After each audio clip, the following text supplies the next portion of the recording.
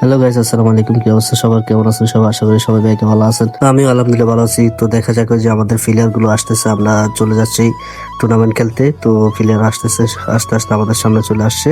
এ হলো আমাদের খেলোয়াড় বিন্দুগণ, গেরিলা বাহিনী। তার মধ্যে চলে আসলাম আমরা কামারডা মাঠে, মসজিদের সামনে দিয়ে স্কুল মাঠে। এ হলো আমরা আসার সাথে সাথে অনেকে তাকায় দিয়েছে কে আসছে কে আসছে। হঠাৎ দেখে আমরা চলে আসলাম। বিশেষ করে অনেক সুন্দর আয়োজন করছে কামুন্ডা স্কুল টুর্নামেন্টে।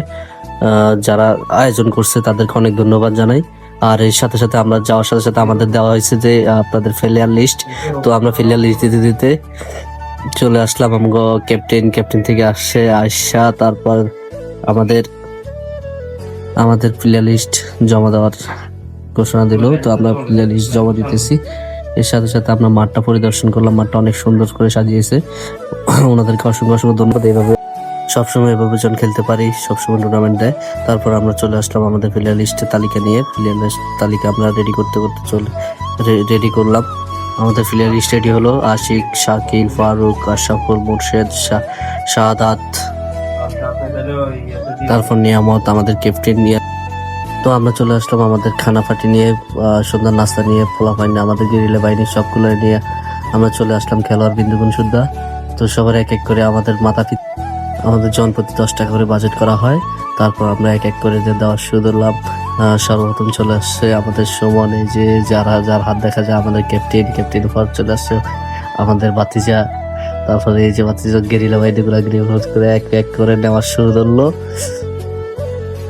যাওয়ার পর আনন্দ করতেছে আর খাইতেছে, সবাই মিলে অনেক আনন্দ করছে। যাক, আমাদের আশিকের মুড খারাপ, খেলা নিয়ে প্রস্তুতি ছিল না। যাক, তারপর আমরা খেলাধুলা শুরু করলাম। এখান থেকে আমরা চলে গেলাম, আমাদের টুর্নামেন্ট শুরু হয়ে যায়। টুর্নামেন্টে আমরা মাঠে উপস্থিত করি এবং আমাদেরকে নিয়ম বলা হয়।